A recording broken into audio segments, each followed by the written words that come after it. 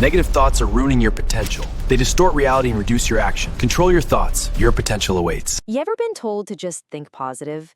And you try, you really do, but it just feels kind of useless? You try to shove that one annoying thought out of your head, and it feels like it just comes roaring back even louder. It's super frustrating. But what if the whole way we're approaching this is, well, just wrong? Let's dig in. Oh, we have all been here, right? Picture this. You're having a great day, maybe wearing a new sweater. You get 10, 15 compliments. You're feeling on top of the world.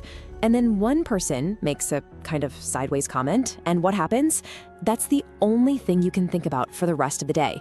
It just sticks, completely wiping out all the good stuff. So what's the deal? Is your mind just broken? Or is there some deeper reason why our brains seem to be hardwired to just grab onto bad news and criticism and hold on for dear life? That's the big question we're gonna unpack together. Okay, let's start with the most common piece of advice we always get. Just push the bad thought away, get rid of it. Well, as you're about to see for yourself, that doesn't just not work, it actually makes everything a whole lot worse. So I want you to play along with me here. We're gonna do a really simple little thought experiment, one that the mystic Sadhguru talks about. It's super quick, but it shows something huge about how our minds really work. You ready? All right, here it is. Simple instructions. For the next 10 seconds, whatever you do, do not think of a monkey. Just don't do it, okay? Go. And time's up. So, how'd you do? My guess is your mind is now basically a jungle filled with swinging, chattering monkeys. You just couldn't help it, could you? This one silly little exercise gets right to the heart of our problem. So here's the big reveal from our little monkey game. Think of your mind's operating system. It basically has an accelerator, but no brake. It can't really subtract or delete a thought. It only knows how to add things and then multiply the focus on them. So when you tell yourself, don't think of a monkey, the only real instruction your mind can grab onto is monkey. Then it hits the accelerator. You think you're fighting the thought, but you're actually just feeding it. It's like trying to put out a fire with gasoline. Okay, so if we can't just force thoughts away, what's going on in our brains? I mean, why are the negative thoughts the ones that are so incredibly sticky in the first place? Well, this is where the science gets really fascinating. So a social psychologist named Alison Ledgerwood did this brilliant study. She took two groups of people and described the exact same medical procedure to them, but she changed just one tiny thing about how she presented it. She told the first group that the procedure had a 70% success rate, the glass half full version.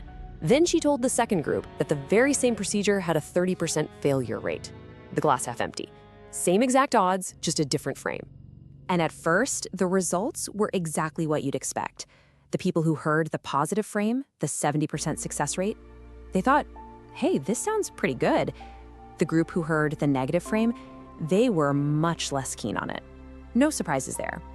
But this is where it gets really, really interesting. After their initial reaction, the researchers went back to both groups and tried to get them to flip their perspective and see it the other way. Now, for the group that started out positive, the moment they were told, oh, by the way, that's a 30% failure rate, their opinion instantly tanked. It was super easy for them to switch from good to bad. But the group that started with the negative frame, when they were told, well, look at it this way, it has a 70% success rate, their opinion, it barely budged. That negative thought was just stuck.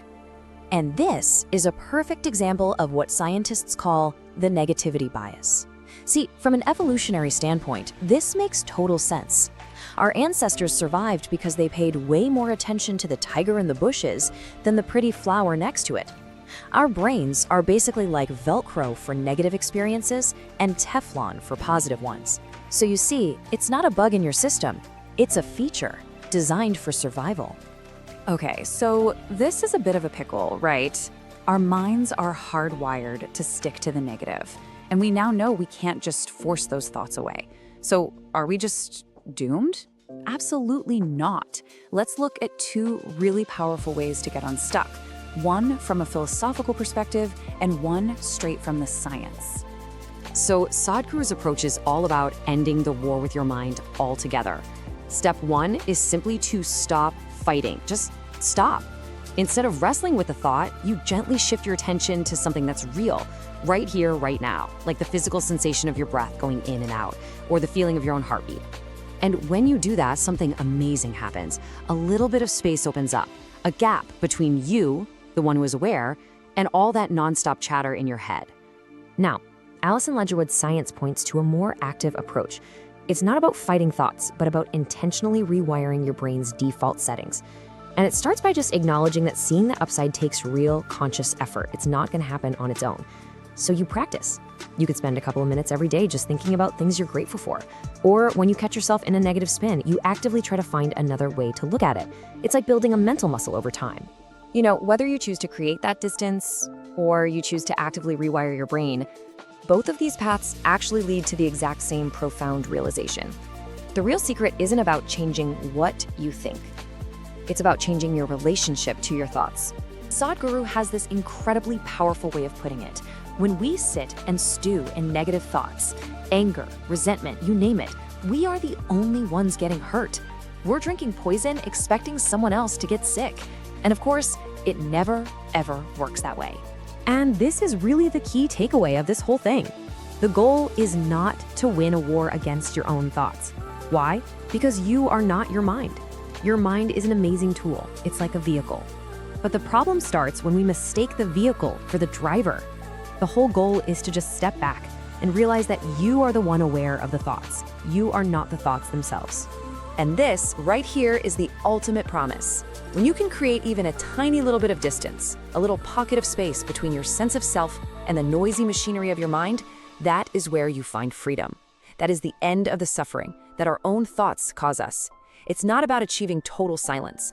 It's simply about finding that space. So, as we wrap up, I want to leave you with this question.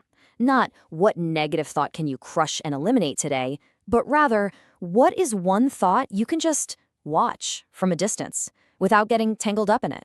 Just think about that. The answer just might change everything for you.